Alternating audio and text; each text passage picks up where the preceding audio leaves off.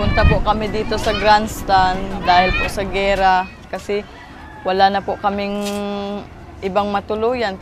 Wala po kaming nadala kahit ano, kahit pagkain, wala po. Natatakot na kami, tsaka buntis pa ako noon. Gawa-gawa lang po kami ng tent. Kaya hanggang ngayon po, andito pa rin kami. Sobra 1 year na po kami dito. Dito na po ako nanganak.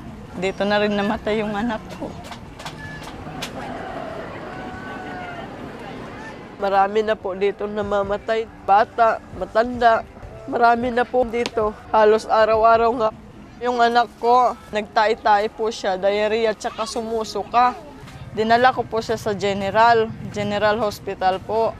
The child had acute gastroenteritis. We give ORS, oral rehydration solution, and then if the patient cannot tolerate ORS, we give intravenous fluids. Sabi ko po sa doktor, Dok, lagyan nyo na ng dextrose, sabi ko.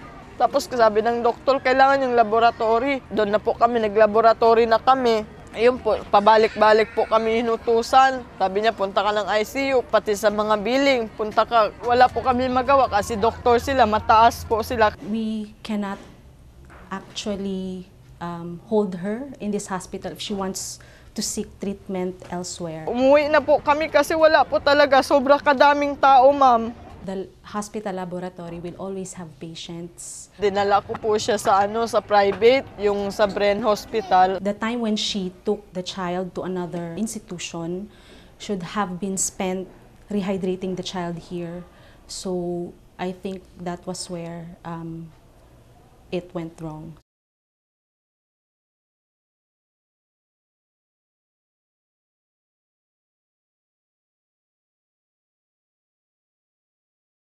Nagtinginan po silang lahat sa amin. Ano kayo? Sabi ko, ma'am, sa grandstand lang po kami, IDP. Sabi niya, kailangan nyo ng down payment na 2,400. Yun po, itinaboy po kami ng Yung palabas na po kami, nagtawanan po yung mga doktor doon.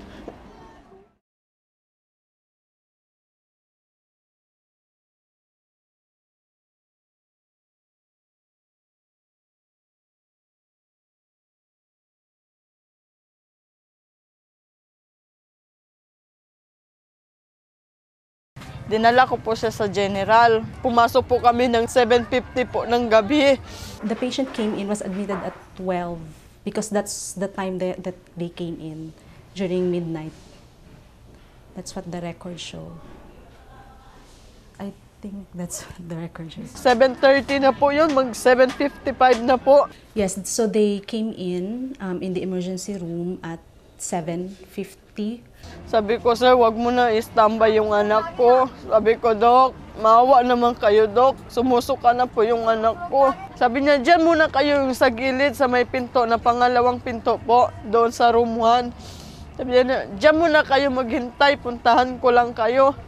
To wait for attention would be really false because everyone who comes into the ER is given appropriate and timely attention.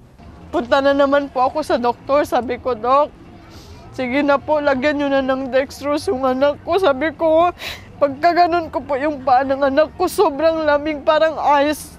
Tapos naghintay po kami, na-entertain po kami nung 3:30 na po ng madaling araw.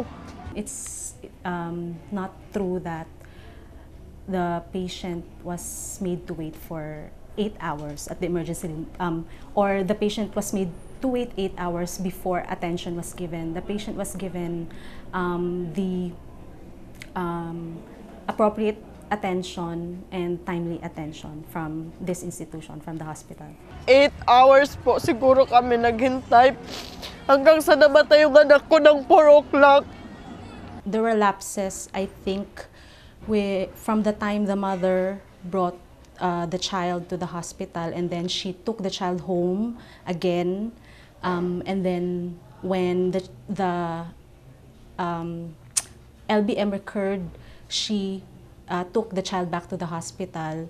So a lot of things could happen in between those times, so the patient could deteriorate even before she could take the patient back to the hospital. Kung hindi sa kanila, siguro ngayon buhay yung anak ko.